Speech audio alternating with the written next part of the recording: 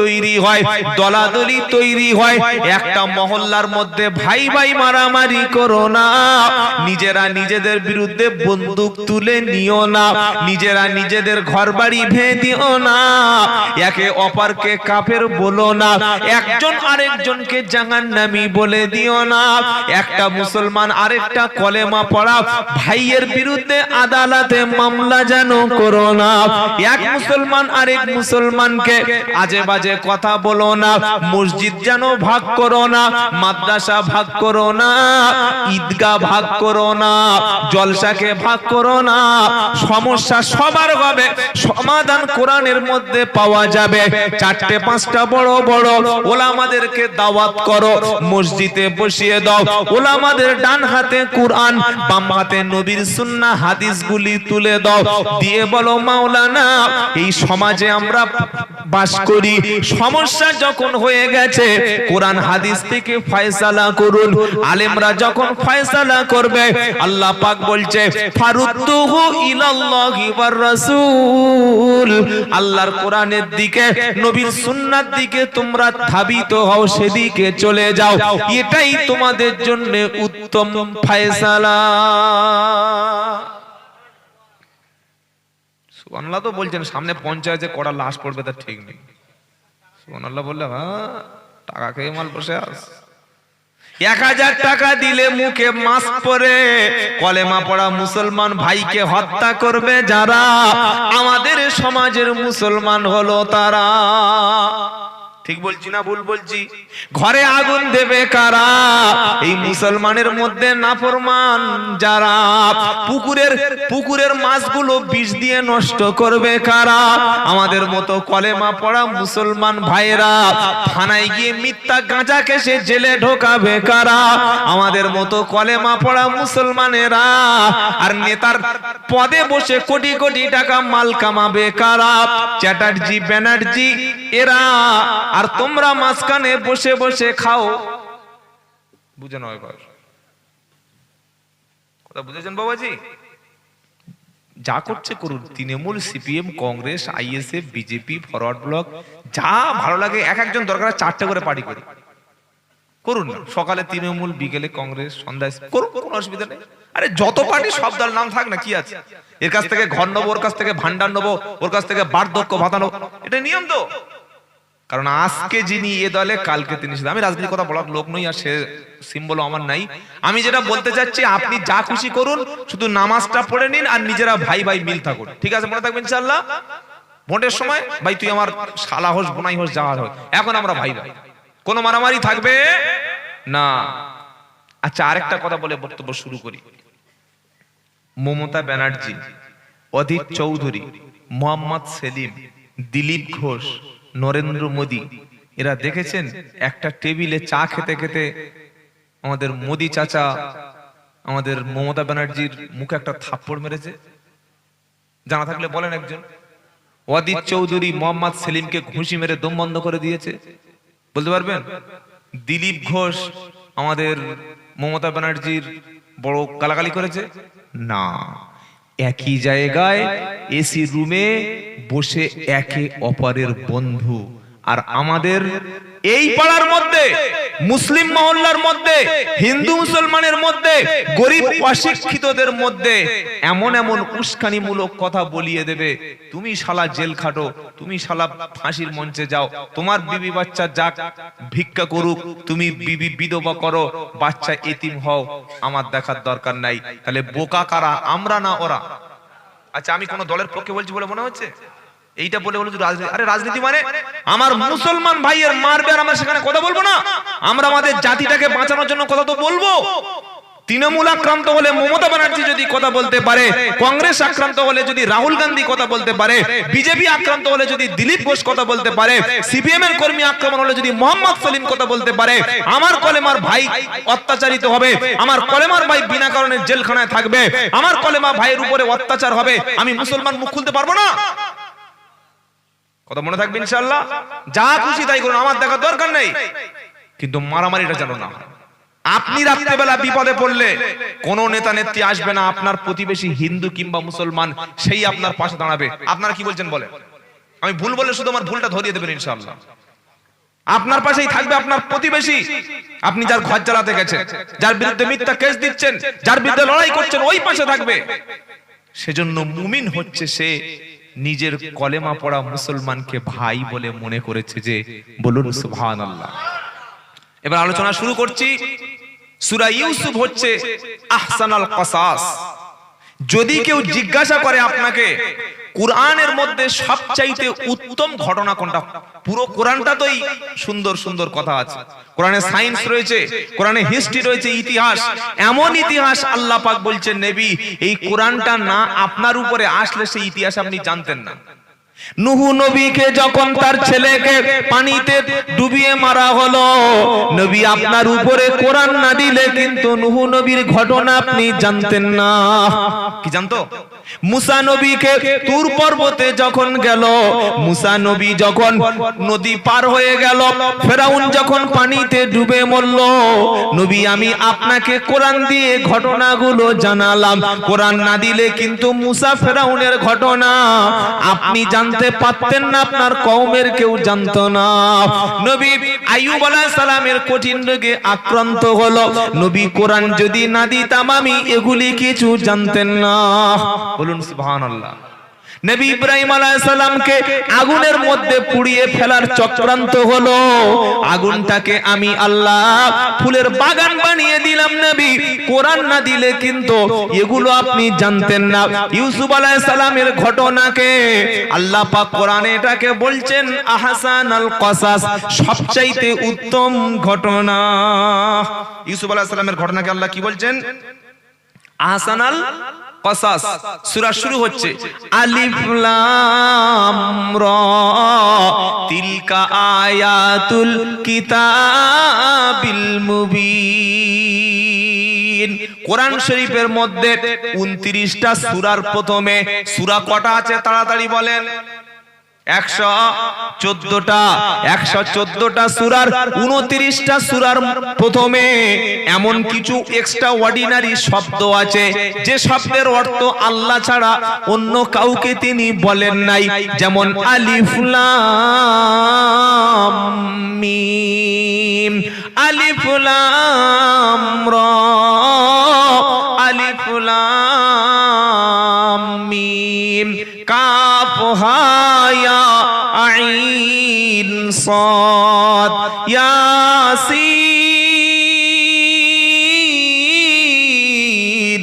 তাহা। এরকম 29টা অক্ষর আছে যেগুলিকে হুরুফে মুকাত্তাআত বলা হয়। এর অর্থ একমাত্র জানেন কে? জোরে বলেন আল্লাহ। তিনি জানান নাই তাই কেউ জানে না, তবে অর্থটা আছে সেটা আল্লাহ জানেন। সূরা ইউসুফের শুরুতে আল্লাহ পাক বলছে তিলকা আয়াতুল কিতাবিল মুবিন, এইগুলি হলো সুস্পষ্ট আল্লাহর কিতাবের আয়াত। কোরআনে কোনো বিষয় গোপন আছে বলে মনে হচ্ছে? একদল ভণ্ড ফকিরি মতবাদের লোক আছে। কি মতবাদ? ফকিরি মতবাদ। কি মতবাদ বলেন? তারা বলে আমাদের নামাজ লাগে না, কারণ আমরা দিলে দিলে নামাজ পড়ি। ফকিরি মতবাদ। আমি সেই শিলিগুড়িতে গেলাম, গিয়ে দেখি সর্বনাশ, ওই মাল ভরে গেছে। বললে হুজুর নামাজ লাগে না, মাগরিবের নামাজ হচ্ছে মসজিদে। এ ভণ্ড বসে বসে জিকির করছে। কি হলো এটা? এটা জিকির। নামাজ বলে আমাদের নামাজ লাগে না, মনে মনে জিকির নামাজ হয়ে যায়। মনে মনে নামাজ যদি হতো নবীর পাতালে ফুলবে কেন? আম্মা জান আয়েশা সিদ্দিকা রাদিয়াল্লাহু তাআলা আনহা তিনি বলছেন বিশ্ব নবী মুহাম্মদুর রাসূলুল্লাহ সাল্লাল্লাহু আলাইহি ওয়াসাল্লাম ইশার নামাজ পড়ে দ্রুত বিছানায় ঘুমিয়ে যেতেন। রাত যখন গভীর হতো বিশ্ব নবী তখন জেগে উঠতেন, ওযুটা করে নিয়ে নবী নফল নামাজ এত বেশি পড়তেন, নফল নামাজ পড়তে পড়তে বিশ্ব নবীর কদম ফুলে যেত। আল্লাহু আকবার, সুবহানাল্লাহ। সাহাবারা জিজ্ঞাসা করলেন, নবী, আল্লাহ তাআলা আপনাকে আগের পাপ, পরের পাপ, আগের অপরাধ, পরের অপরাধ, সব পাপগুলি আল্লাহ আপনাকে মাফ করে দিয়েছেন, তারপরে নবী এত বেশি কেন নফল ইবাদত করেন? নবী পাক বললেন, সাহাবারা, আল্লাহ আমাকে যে ক্ষমা করেছে তার জন্য শুকরিয়া হিসাবে আমি বেশি বেশি নফল ইবাদত করি। ফরজ নামাজ পড়বেন, সুন্নাতও পড়বেন, ওয়াজিবও পড়বেন, আর বেশি বেশি নফল নামাজ পড়বেন। যদি ফরজটা কোনোদিন আল্লাহর দরবারে কবুল না হয়, হয়তো 20 বছরের নামাজের মধ্যে 5টি বছরের ফরজ নামাজ আল্লাহর দরবারে কবুল হলো না, কিয়ামতের দিন আল্লাহ বলবে, বান্দা, তোর জীবনের 5টা বছরের যে ফরজ নামাজগুলো কবুল হলো না, এখন এই নামাজগুলো কোত্থেকে পারবি সংশোধন করে আন। সেদিন সংশোধনের কোনো রাস্তা থাকবে না। কিন্তু নফল নামাজ যারা অতিরিক্ত পড়েছে, নফলগুলি কিয়ামতের দিন ফরজের ঘাটতি মিটিয়ে দেবে। জুমার দিন ঘড়ি ধরে 12টা 40-এ মসজিদে গিয়েছে, আর ইমাম সাহেব খুতবা পড়ার পরে 2 রাকাত ফরজ আছে না নাই? আসসালামু আলাইকুম ওয়া রাহমাতুল্লাহ, আসসালামু আলাইকুম ওয়া রাহমাতুল্লাহ।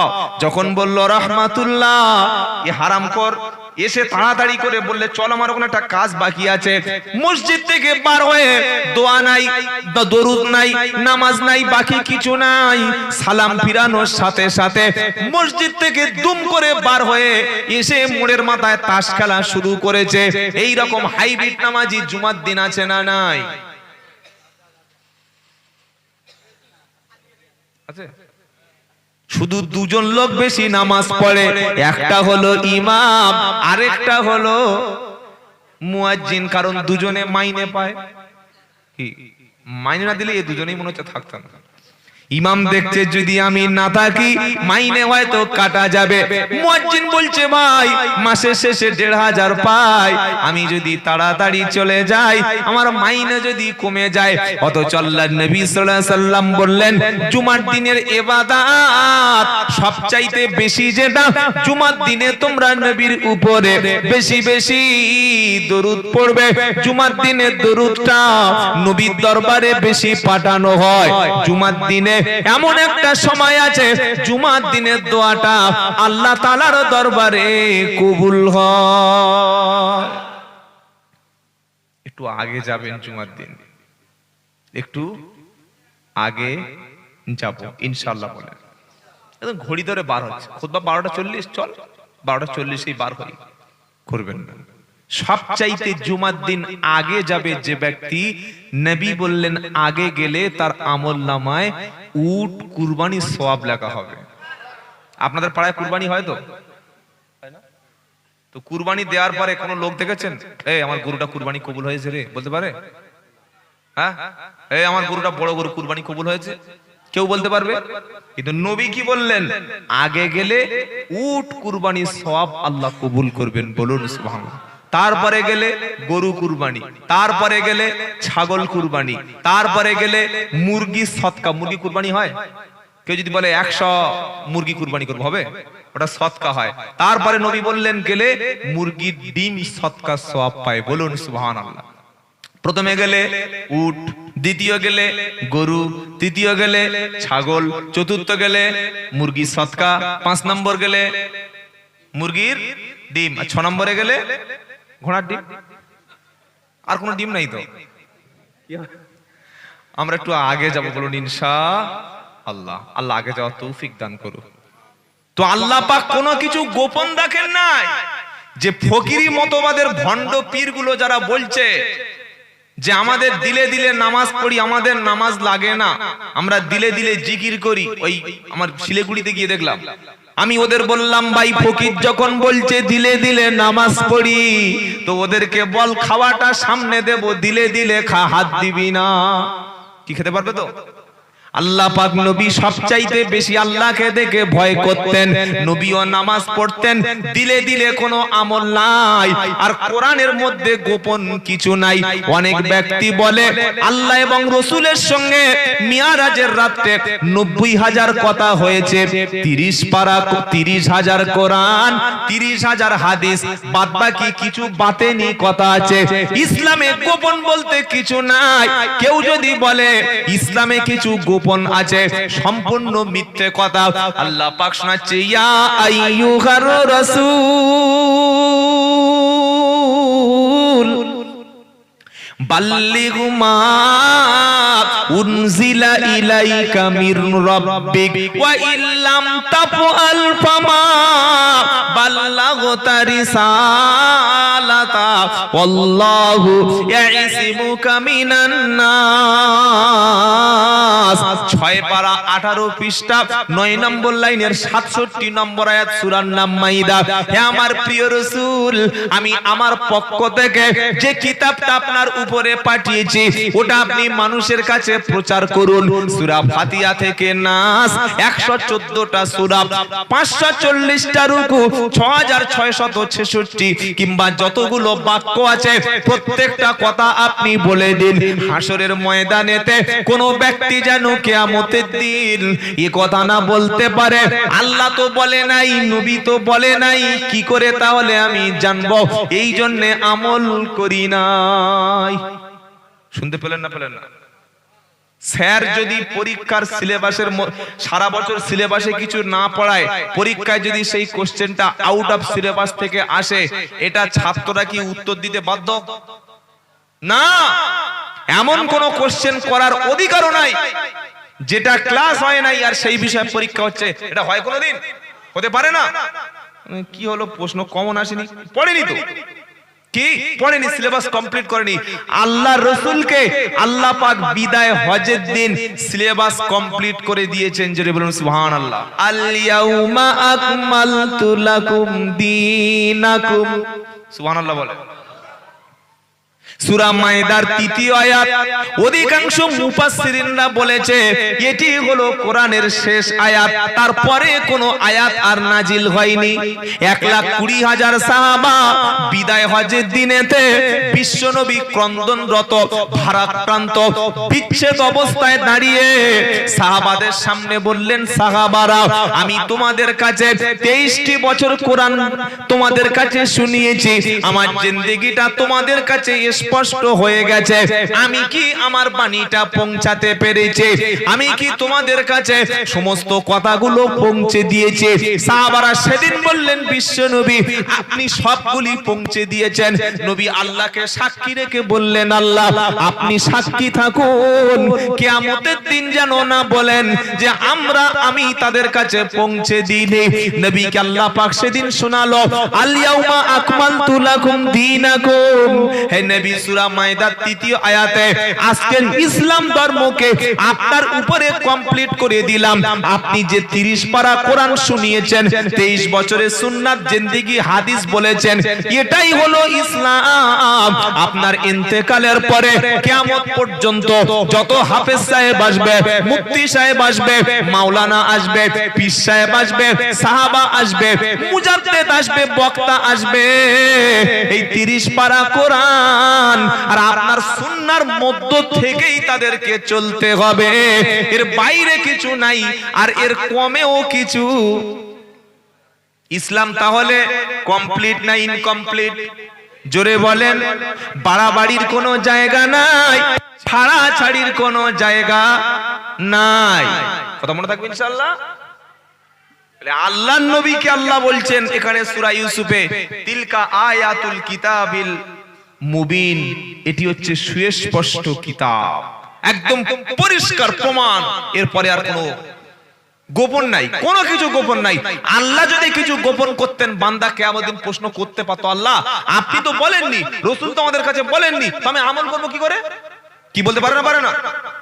মসজিদে যদি আজান না হয়, যদি জামাত হয়ে যায়, কোন মুসাল্লি গিয়ে মসজিদে কি দাবি করতে পারে না যে ভাই মাইকটা কি হলো, মুয়াজ্জিন কি হলো, আজান হলো না কেন, আমি যেতে পারি নাই? এই প্রশ্ন করার অধিকার আছে না নাই? আছে। তো আল্লাহ রাসূল যদি ইসলামকে পরিপূর্ণ কমপ্লিট না করে দিতেন, ইসলামের বাণীগুলো সব যদি না বলে দিতেন, কিয়ামতের দিন এনিওয়ে যে কোনো ভাবেই, যে কোনো এনিবডি, যে কোনো ব্যক্তি আল্লাহর সামনে দাঁড়িয়ে প্রশ্ন করবে, আল্লাহ আপনি তো এই হারাম যে সুদ মদ যে হারাম, এটা তো আমার কাছে এই বাণী ছিল না, আমি মানবো কি করে? প্রশ্ন করতে পারতো। সেজন্য আল্লাহ বলছে আমি কোরআনকে সুস্পষ্ট কিতাব প্রকাশ করে দিয়েছি। বলুন সুবহানাল্লাহ। এবার কোরআন যে পরিষ্কার হয়ে গেছে, এটা কোন ভাষায়? ইন্না আনজালনাহু কুরআনান আরাবিয়্যাল লাআল্লাকুম তাআকিলুন। আল্লাহ বলছেন নিশ্চয়ই আমি আল্লাহ কোরআন তোমাদের উপরে পাঠিয়েছি, ওটা ছিল আরবি ভাষা। কি ভাষা? কি ভাষা ছিল বলেন? আরবি ভাষায় পাঠিয়েছি, যাতে করে তোমরা বুঝতে পারো, যাতে করে তোমরা বুঝতে পারো। কদিন আগে একজন বিখ্যাত কবি সুবা প্রসন্ন, সে ব্যক্তি বলল যে বাংলা শব্দের মধ্যে কিছু সাম্প্রদায়িক শব্দ ঢুকে গেছে, যেমন পানি। শুনেন আপনারা? এই যে আপনারা খবর পড়েন নাই? বলছে পানিটা এটা বলা যাবে না, জল বলতে হবে। কি বুঝলেন বলেন? আপনি চলতে গেলে, বলতে গেলে, উঠতে গেলে, বসতে গেলে আরবি শব্দ পড়া ছাড়া আপনার উপায় নাই। দোকানে মাল কিনতে গেছেন, 500 টাকার মাল হলো, কত টাকা? জোরে বলো। বলছে ভাই কত টাকার মাল? বলছে 500 টাকা। এই যে মাল শব্দ, এটা কি আরবি না বাংলা?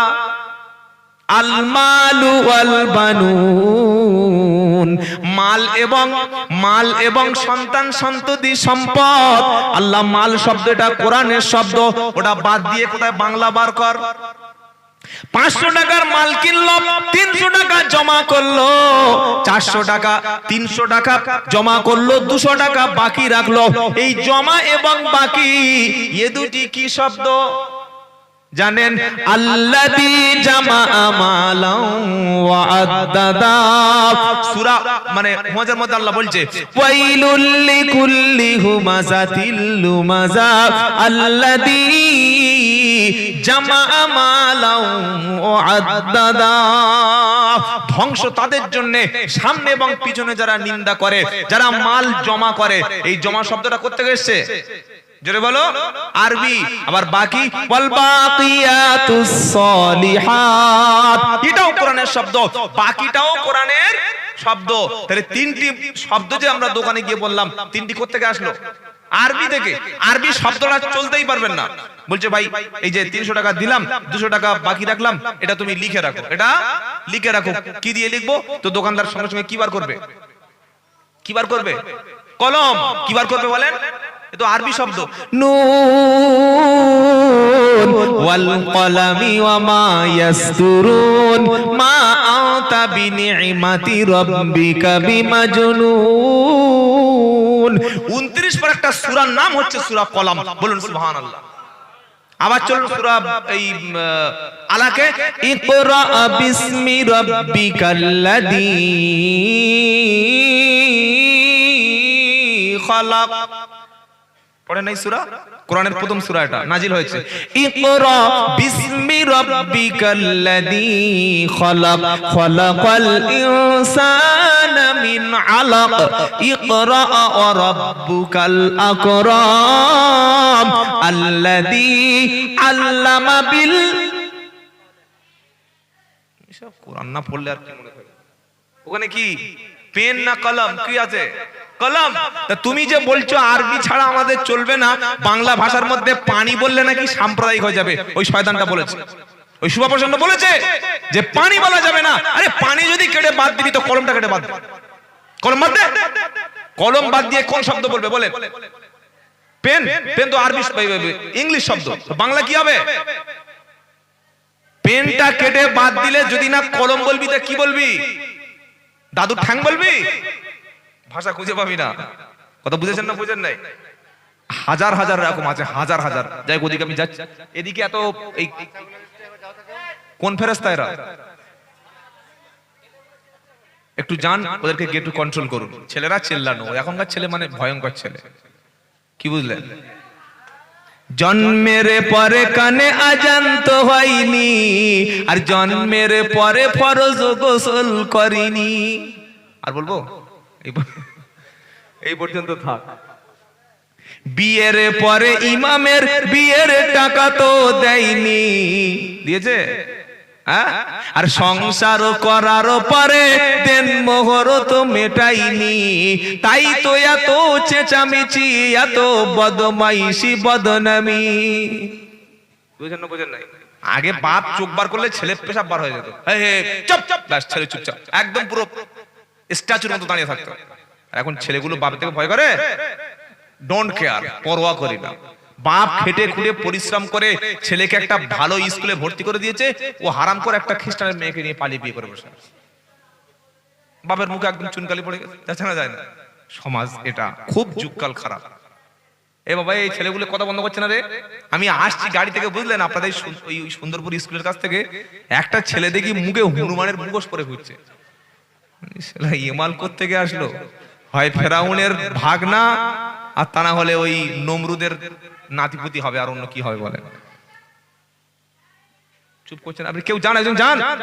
আমি এতগুলো কথা বলছি, আপনারা বুঝতে পারছেন না? যাই হোক, তাহলে আল্লাহ কোন ভাষায় কোরআন নাজিল করেছেন জোরে বলেন? আরবি ভাষায়। আরবি জান্নাতেরও ভাষা, নবীরও ভাষা ছিল আরবি। বলুন সুবহানাল্লাহ। আরবি ভাষা আরবির মতো পড়তে হয়। তারপরে আল্লাহ পাক বলছেন, এইবার আসল কথা আল্লাহ পাক কোরআনে শুরু করছেন। সবাই যাওয়ার দরকার নেই, দুজন গেছে, এত পুলিশ গেলে এমনি ওরা হার্ট অ্যাটাক করবে। এ বাবা এদিকে, হ্যালো, আর দেখার দরকার নেই, বসুন বসুন। অতি ভক্তি চোরের লক্ষণ হয়ে যাবে। আল্লাহ কবুল করুক, বলুন আমিন। কোন সূরা শোনাচ্ছিলাম? সূরা ইউসুফ। আল্লাহ পাক নবীকে বলছেন, নবী নাহনু নাকুসু, কে বলছে? আল্লাহ। আল্লাহ পাক নবীকে বলছে, নবী তোমাকে যে একটা সুন্দর ঘটনা শোনাবো, এমন একটা কথা শোনাবো যেটা ওহী দিয়ে, জিব্রাইল দিয়ে তোমার কাছে দিয়েছি, আর এটা কোরআনের মধ্যে আমি আল্লাহ কোট করে দিয়েছি, নোট করে দিয়েছি। এই কোরআনটা দেওয়ার আগে তুমি ইউসুফ সম্পর্কে কোনো ঘটনাই জানতেন না। ইউসুফ ছিলেন একজন নবী। কে ছিলেন বলেন? জোরে বলেন। নবী। ইউসুফের বাবা বা আব্বা বা ফাদার, তিনি ছিলেন নবী। কি নাম? ইয়াকুব। কি নাম? হযরত ইয়াকুব আলাইহিস সালাম, তিনিও ছিলেন নবী। আর ইয়াকুব আলাইহিস সালামের ছেলে ইউসুফ, তিনিও নবী। আর ইয়াকুব আলাইহিস সালামের দুজন স্ত্রী ছিল। একটা স্ত্রীর গর্ভে আল্লাহ 10টা বাচ্চা দিয়েছিলেন। কটা? 10। আরেকটা স্ত্রীর গর্ভে 2, এক বনিয়ামিন, বিভিন্ন নাম আসছে, আরেকটা হচ্ছে ইউসুফ। তো আল্লাহ পাক নবীর ছেলেকে নবী হিসাবেই কবুল করেছেন। বলুন সুবহানাল্লাহ। নাহনু নাকুসু আলাইকা আহসানাল কাসাসি বিমা আওহাইনা ইলাইকা হাদাল কুরআন। নবী, একটা সুন্দর কিসসা, সুন্দর ঘটনা, সুন্দর কাহিনী, আমি এমন সুন্দর কাহিনী আপনাকে দিচ্ছি, জিব্রাইলের মাধ্যমে, ওহীর মাধ্যমে আপনাকে জানিয়ে দিচ্ছি কোরআন দ্বারা, যেটা এর আগে আপনি জানতেন না। এ সম্পর্কে আপনি একদম গাফিল ছিলেন, জানতেনই না। সেই ঘটনার নাম কি? হযরত